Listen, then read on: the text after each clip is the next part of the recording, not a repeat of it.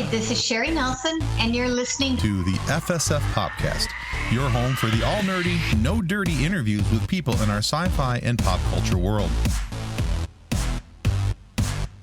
Welcome to Pop Culture Addicts. Our guest today is an actress, a producer of The Jimmy Star Show. She's been a co-host of FanRoom Live. She's a Maxim model and even a former lumber salesperson. There's going to be so much to talk about. When with a bio this diverse, obviously we can only be talking about the one, the only, the exquisitely amazing Sherry Nelson. Welcome to the show, Sherry. Hi, thanks for having me. Thank you for joining us. We're excited. That's quite the intro. Well, we try. We want each of our guests to feel special. The intros are easy when there's a lot of information behind the person. You've got a lot of things we can talk about. Exactly. So first off, other than us just being excited, one of the reasons I wanted to have you on the show is because I got to talk with you a little bit here and there, and I've got to see how cool you are. And that was only backed up because of what my friend Jason Taylor from Three Geeks Podcast kept telling me. He kept saying, you guys need to talk with Sherry Nelson. You guys need to talk with Sherry Nelson. And I'm like, okay, tell me why I need to talk with Sherry Nelson. He's because she's super cool and she's a fun interview. And I went, well, let's see. For our show, what do we like? Oh, we like super cool and fun. All right. So here we are. We're talking with the super cool and fun Sherry Nelson. Now, after only a few interactions, I have to agree that Jason has been absolutely spot on with his assessment. You are pretty cool. So what forces in life led you down to this road of coolness? I don't know. I think I'm just I'm a happy person. You know, every day you wake up, I'm happy, I'm awake.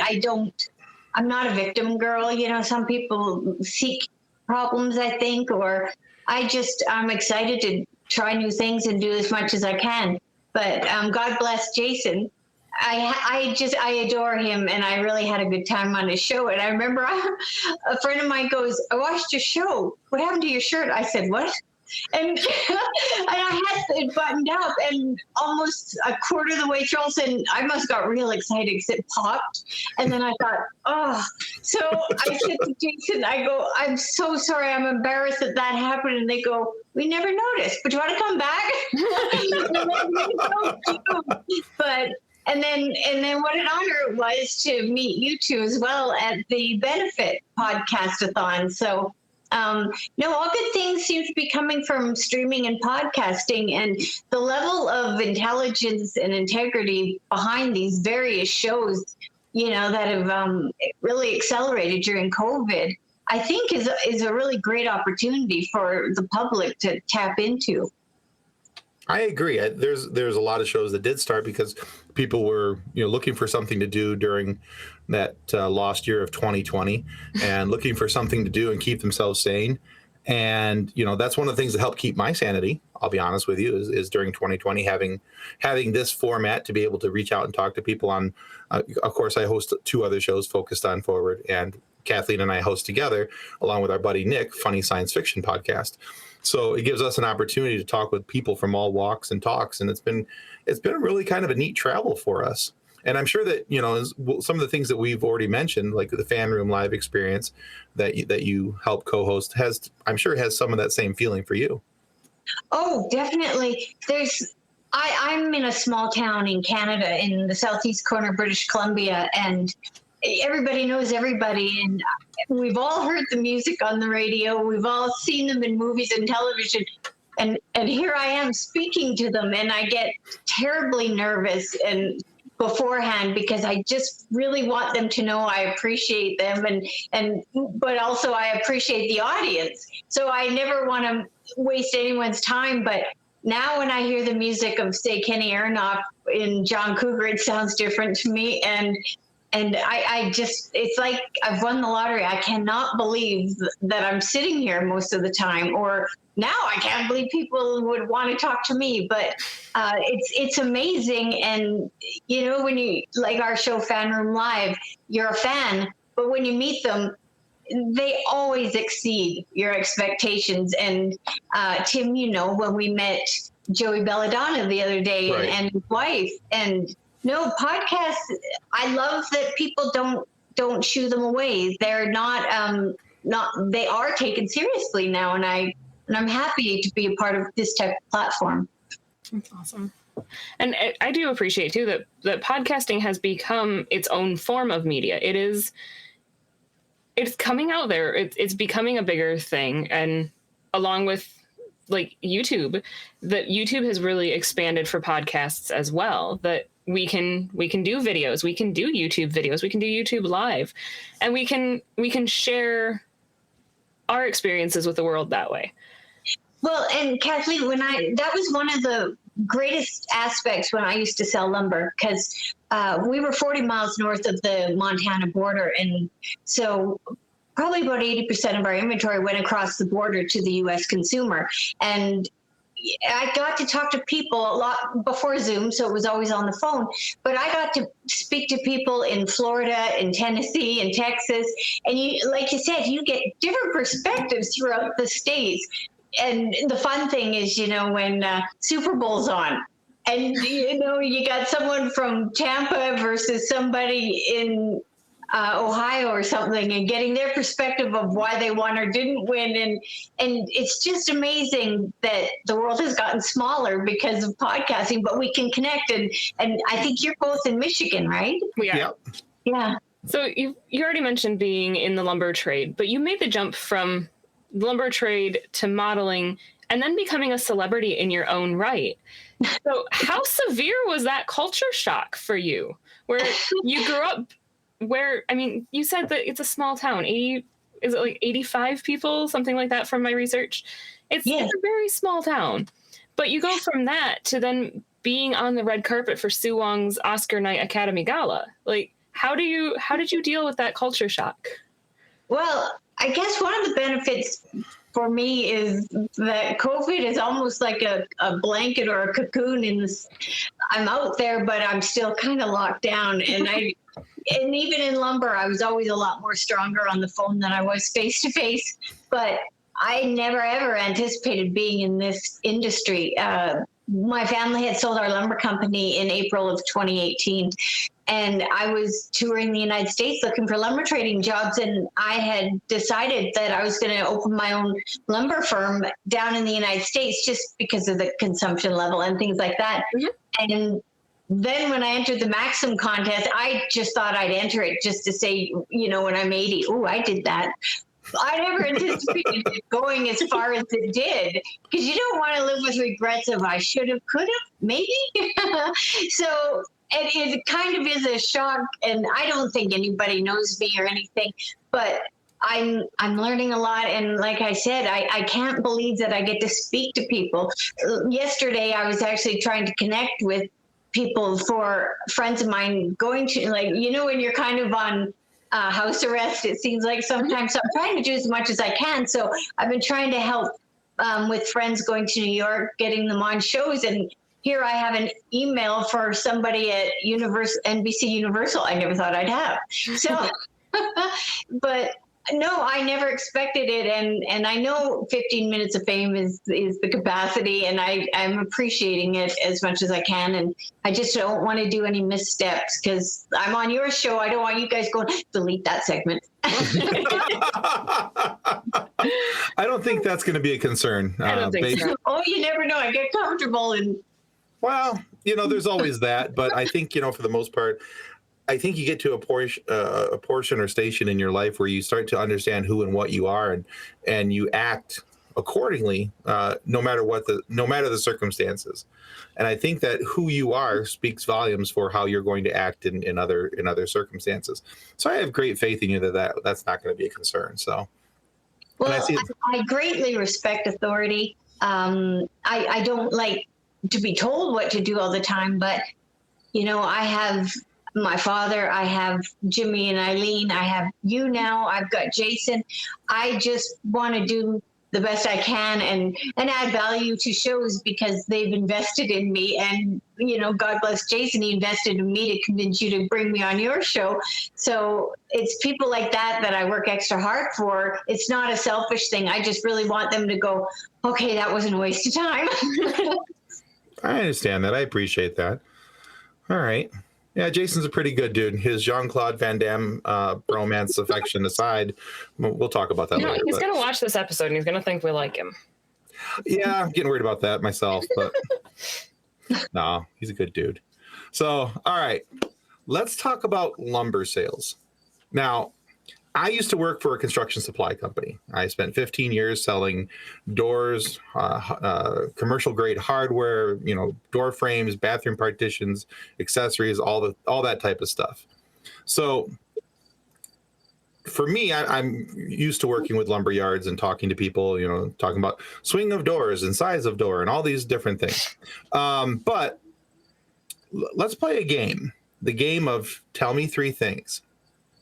And it's going to be about lumber sales. Okay. So here we go. Number 1, tell me, what did you like about lumber sales? Oh, a lot. As I said, connecting with people all over.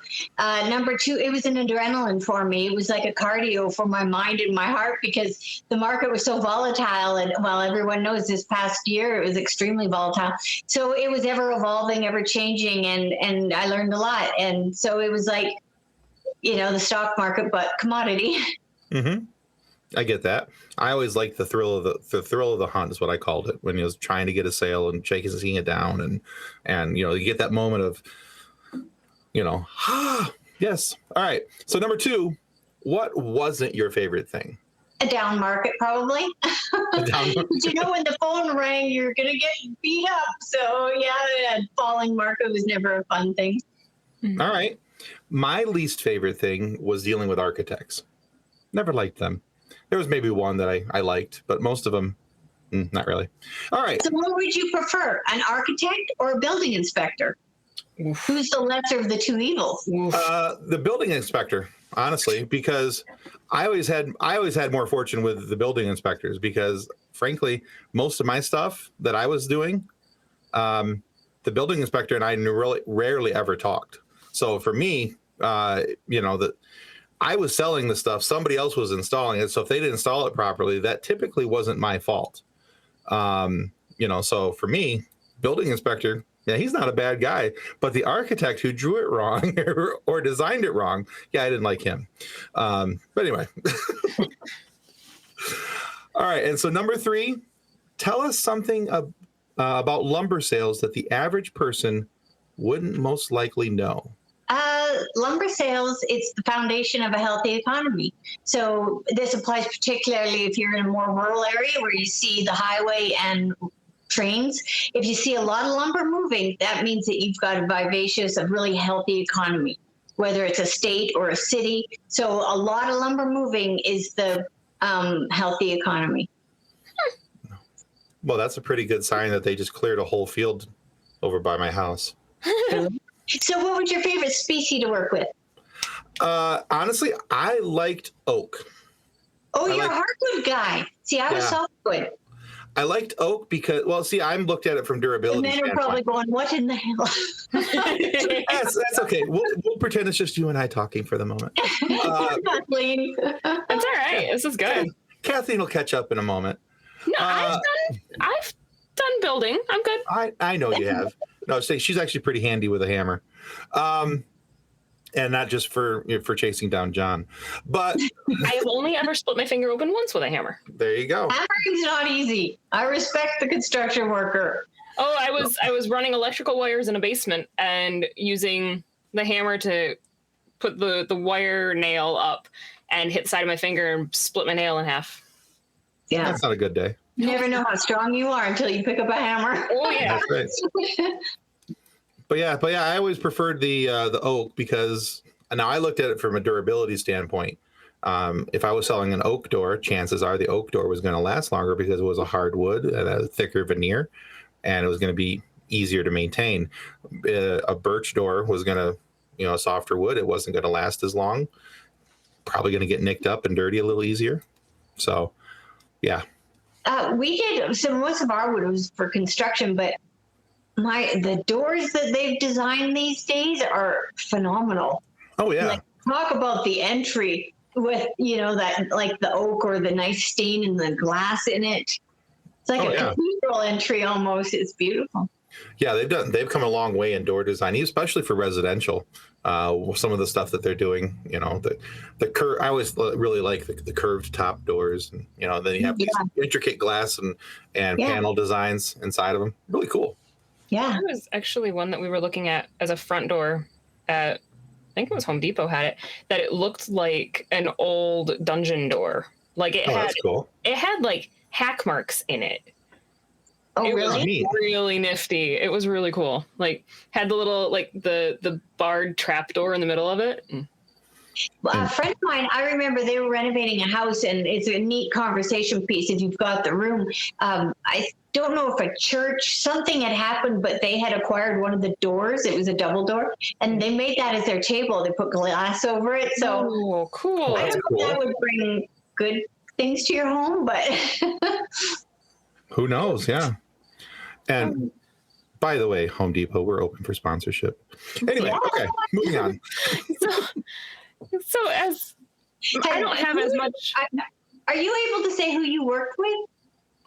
Am I? I worked for a small company, so it was. I worked for several different, but the only one that I'll mention was a company called Page Hardware Supply. Oh, okay. Because I guess 2 years ago, I was down in California at the Sierra Pacific Lumber Convention, and are they big and they're good. Like they're a fantastic company, and I was looking at their door moldings and their doors and windows, and wow. Understood. Door nerds. I know, we're lumber nerds, aren't we? So I don't have as much background in lumber. I honestly could not tell the difference between most of them. But I do have an interest in the medical field. I worked in the medical field for a few years. And now as a mom, I'm just mom first aid, which happens on a daily basis with my daughter. But medical injuries, medical field information still interests me. So working with lumber, do you have any of those interesting, how did you hurt yourself? How did that happen? No, not myself. But it's funny because I was on a show a couple weeks ago, and he's a wrestler by trade.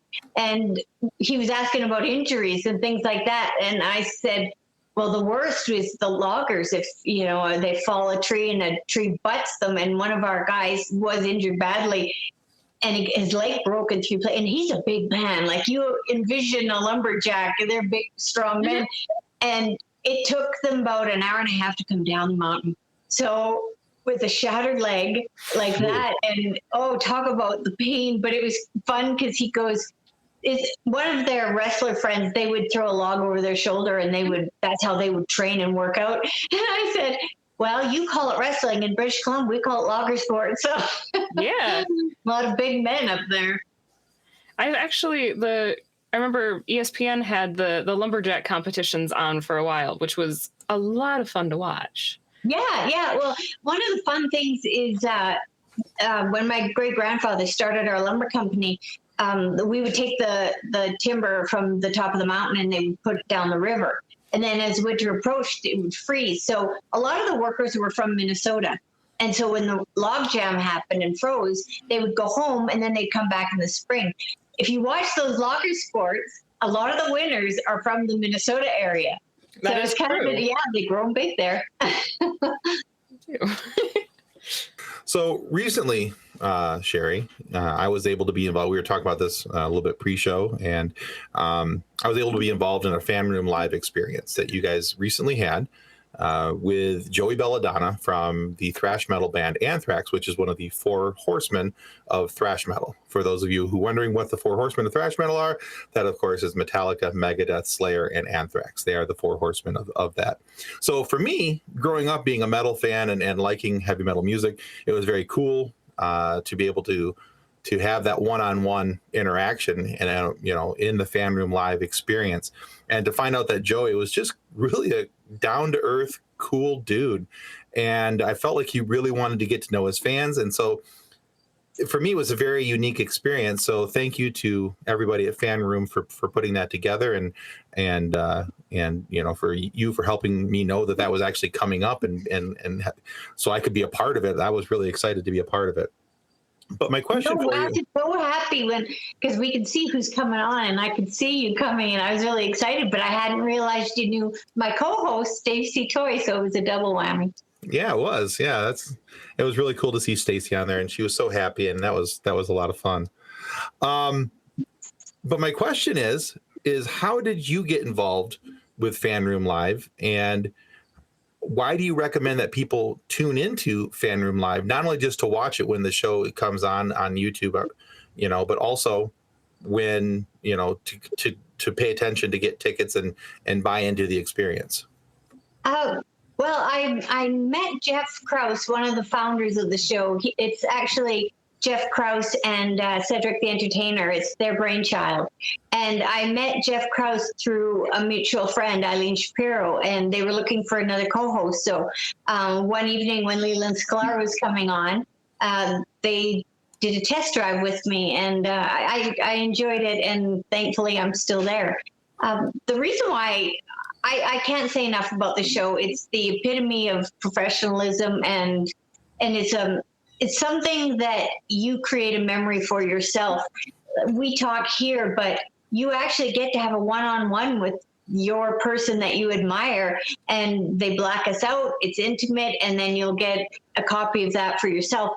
And, the best fans in the world are the FanRoom Live ones. And the level of love and respect and knowledge of our guests just is awe-inspiring, and they get so excited and they get so fun. And no, I learn a lot. We had from another thrasher band, we had the great Alex Skolnick on, and he's the guitarist for Testament. And so many came with guitars, and they played him songs. How do you like this riff? What am I doing wrong? Or I remember Kenny Aronoff came on, and there's this girl, she was pretty fantastic. Her name was Pepper. And she'd seen him, I think, about 30 times, and she still had the ticket stubs. She made him a drink, and yeah, the best fans ever. And I don't know a lot about the music industry. You hear rumblings sometimes about them not making much money on ticket sales and things like that. But this is almost better than buying a T-shirt before a concert. You get to have a one-on-one. And Tim, you saw Joey. He remembered people. Yeah, I thought that was really cool. 15 years, he goes, did I see you at this show? Or he'd be, well, make sure we're going to be here, so come backstage. And it's beyond a meet. You do build that connection, and it's wonderful. And like, I'm always so euphoric and on cloud nine at the end of a show, and I believe that they are too sometimes. But for when Joey Belladonna came on the show, it was a bonus for me because I've always admired his beautiful wife, Krista.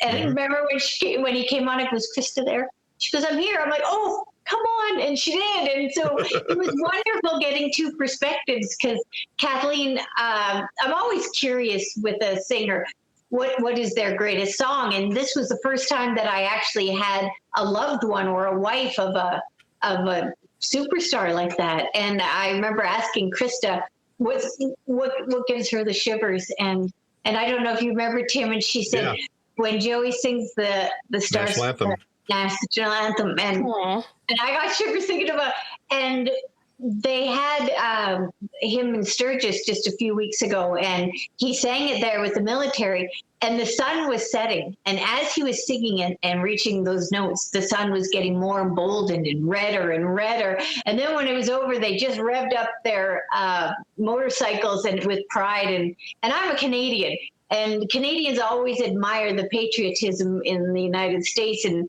it was really wonderful to see. And Joey, he's like all the others. They're so much better than I hope they'll be. And I always try to be an inclusive and do my promos to hopefully people get on there. I think the only hiccup is the Zoom situation. People still don't understand it, or right.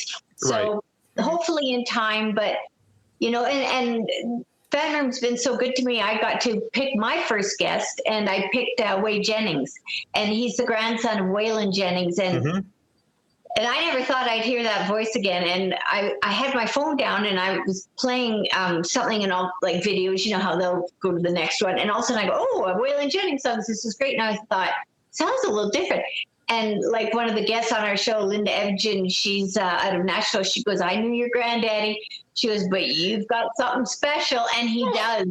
And he's just climbing. So you learn something all the time. And it's the best. I can't say enough about it. It's a wonderful show. And yeah, so, and I also, if your audience is interested, just, drop a line to Tim or Kathleen and say, who do you want to see? Who do you want to meet? Yeah, absolutely. We always need to know who is that demographic. We sell a lot of tickets, and Way really sold a lot of tickets, and he was our first country one. So you never know what the demographic wants. So it's all for them. So hopefully you guys can help us out. Yeah, well, we'd love to.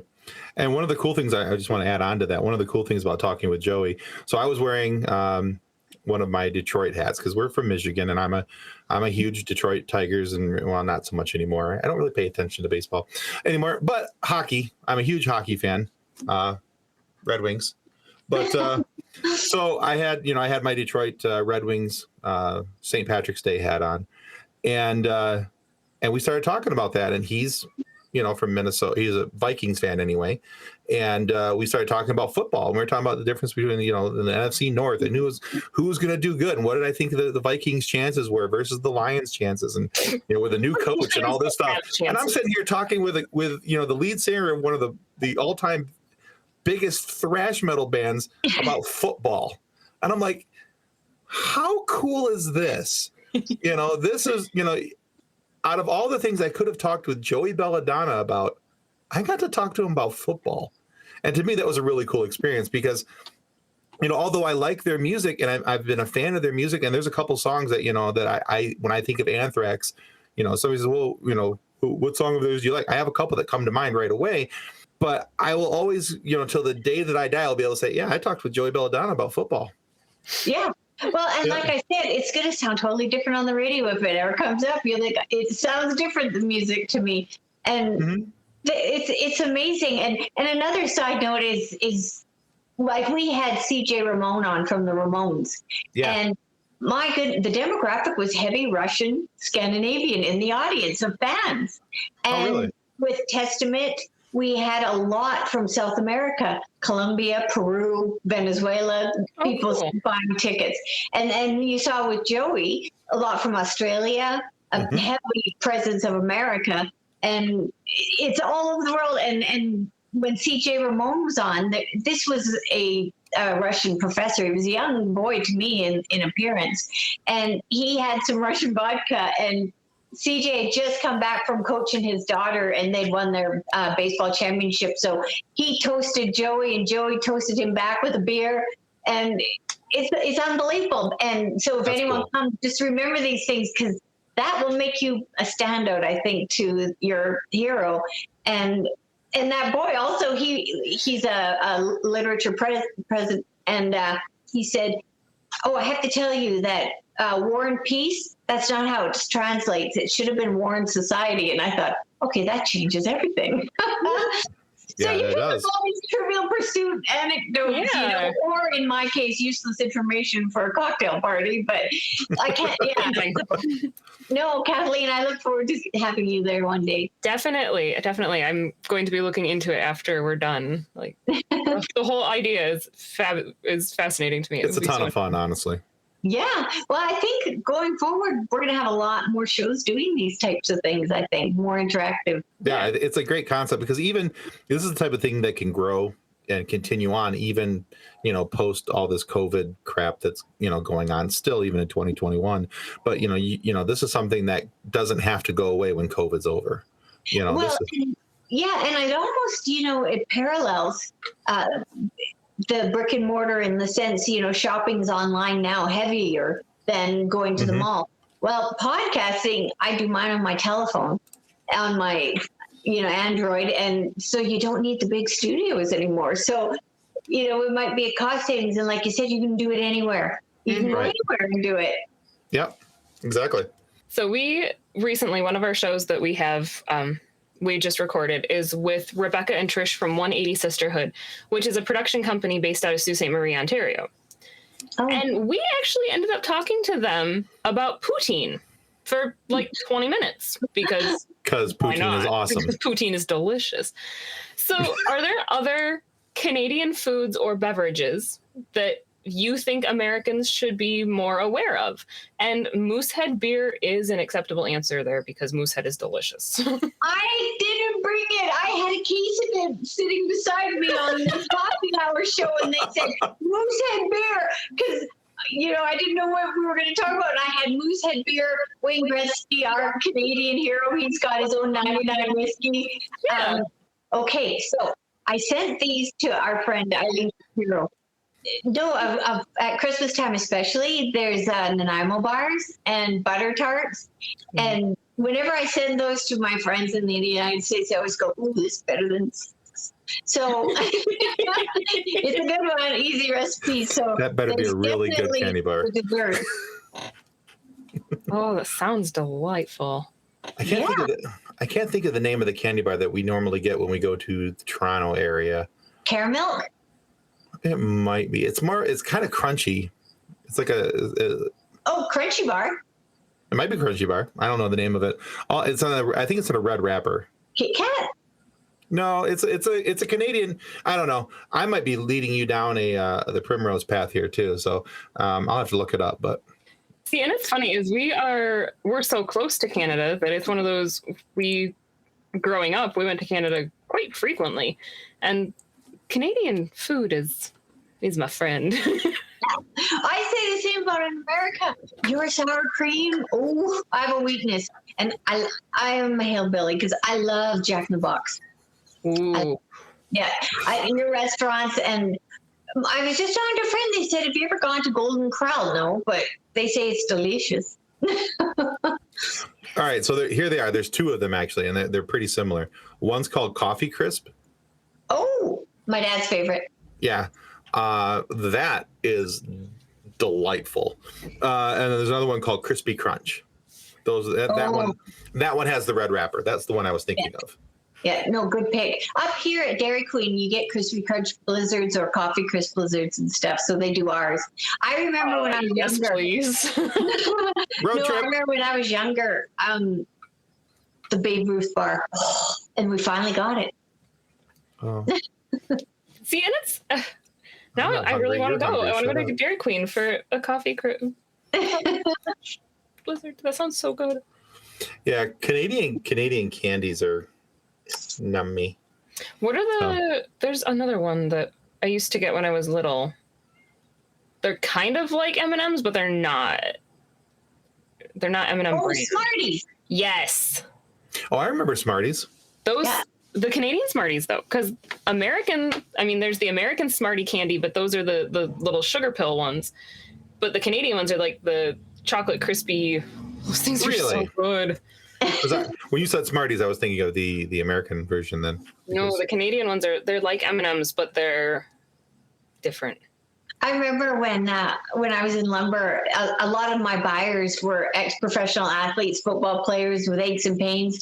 And every once in a while, I'd send them a little care package, and I'd have the Smarties, the Coffee Crisp, and I would have the caramel in there. And then I'd have ketchup chips, dill pickle chips for them. Oh, dill pickle chips. Oh, good. Okay, I'll better send you some. I'll get your address. I love dill pickle chips. Yeah, oh my gosh. No, I'd get a standing order right before Super Bowl, and I'd be shipping all this stuff. And I think sooner or later, we're just going to start a podcast about food.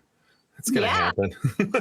We can do an entire episode about the pop culture of food. I mean, we're Americans. Food is important to us. Oh, I love coming down to your country. We don't have, where I live here, we don't have a lot of Mexican food, and I love Mexican food. We have taco time, but yeah.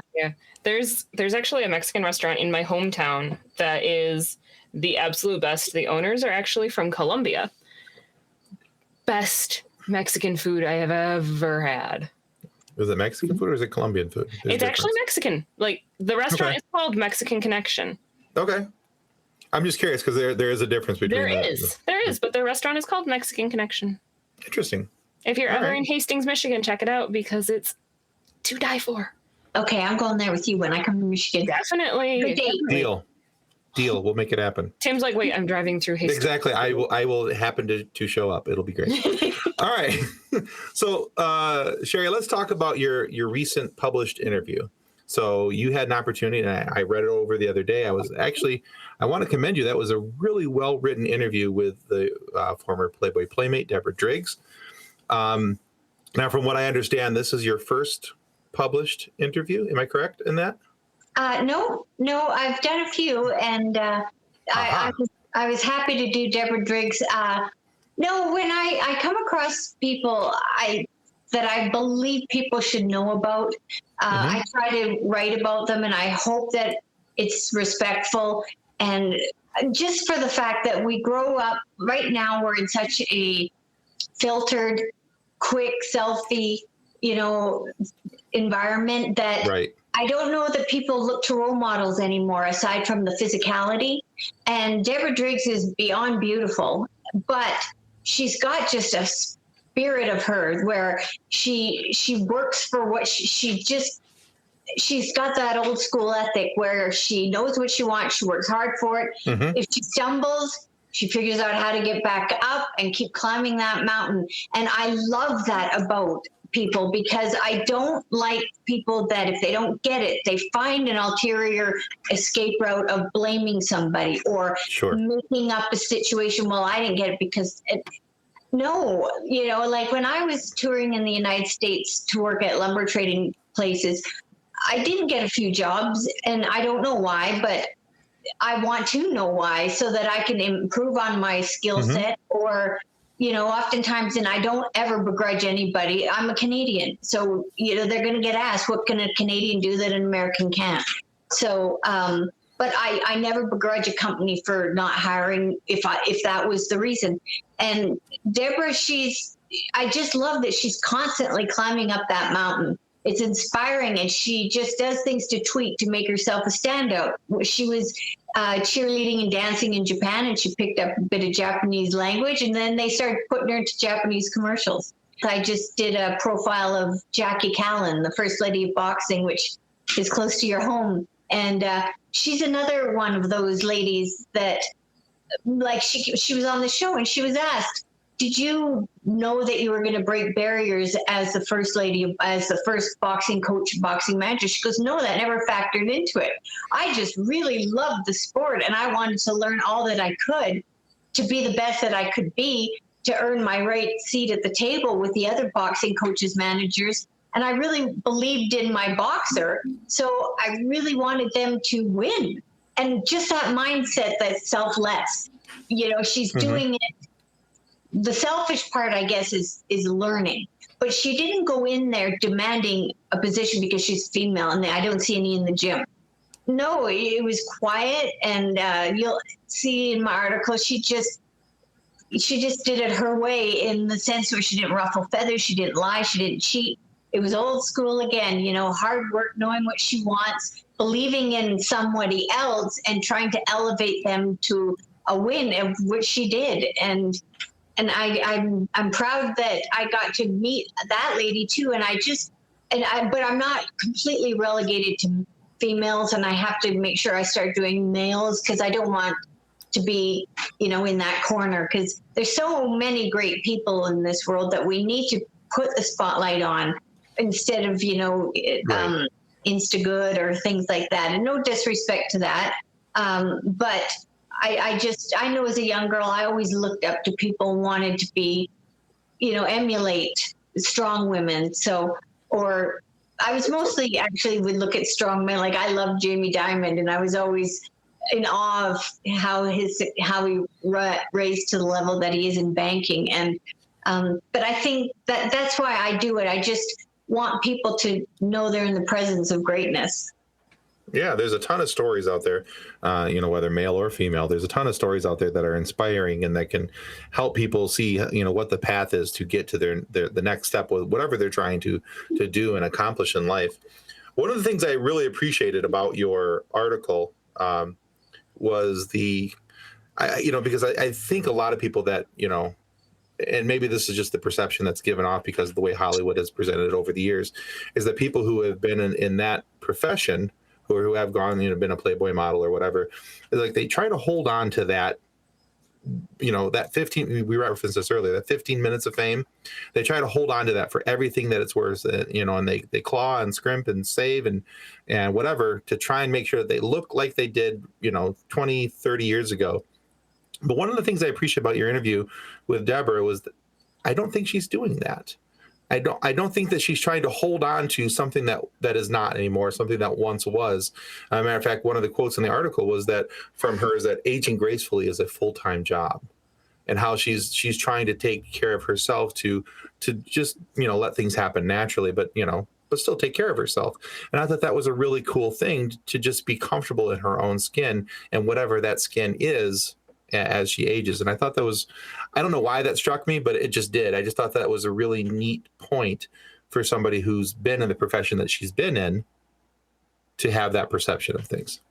Yeah, well, and I think it's because we're constantly bombarded by photos of certain just people because they look a certain way, not that they're doing something. And like I was talking to this one young girl, and she was having a bit of trouble in school, and I said, geez, some of the issues that they were having, and I thought, well, when I was in school, we just wanted to be a standout because we were the fastest runner, or the challenges they have in this day is incomprehensible to me, of the emotional baggage that I think it's going to carry with them for the rest of their lives, and yeah, but right now, like British Columbia and a lot of the Western United States, we've had such terrible forest fires. And I just drove across the province, and I could see the helicopters and the burnt timber and the smoke and the flames still going, that, I want to start profiling those heroes, right? Whether it's forest firefighters or military personnel, they deserve a red carpet, and they generally put their lives on the line. And I want us to, I guess, do a reinvigoration of what truly is a hero. Yeah. So I don't know if I'm able to with my words, but that is my hope. And even if I parallel a bit of the Hollywood element into it, like Steve Buscemi, that great actor, he was a firefighter. Former firefighter in New York. After 9/11, he put his suit back on and he helped. And I thought, who does that? Right? So I don't think a lot of people know that. And I just want to do a write-up about people like that. Or, But that's cool. Those are the people we should want our kids to look up to, though. Exactly. Well, you've got little kids. She'll be 3 in 22 days. Well, because I do see little kids, and I don't know how to pose for a selfie like some of those beautiful girls do, but these little ones do, and I thought, wow, right? And so it's important for boys and girls to really keep focused on your brain, because, like I said, looks fade, and you just have to focus and keep that healthy. And if it's not reading, just keep your drive alive, to learn more, see more, do more. So definitely. And I mean, we've already touched on this a little bit, but my last question that I have for you today is, with everything that you've done so far, everything that you've accomplished, what advice would you now give to your younger self if you had the chance? I would say, do the contest, enter the name.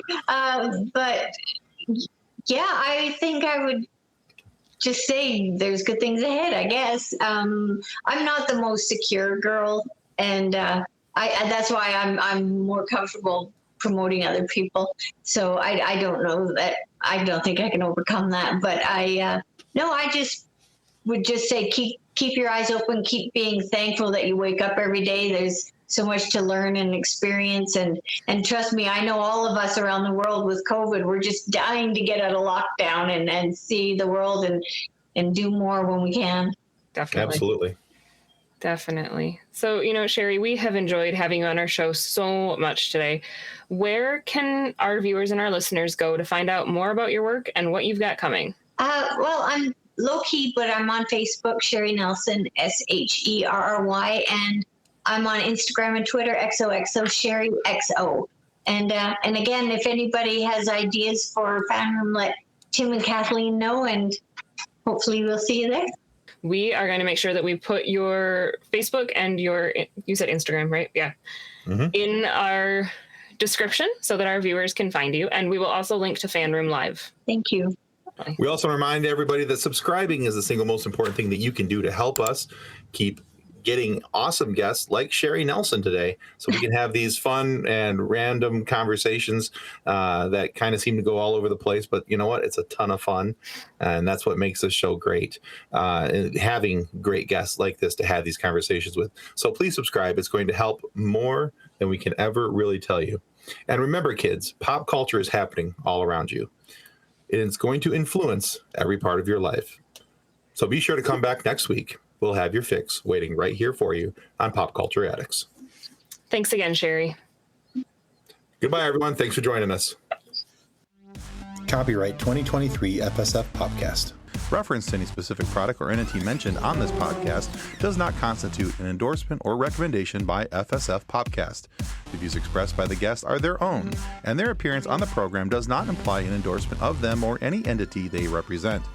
If you have any questions about this disclaimer, please contact us via email at info@fsfpodcast.com.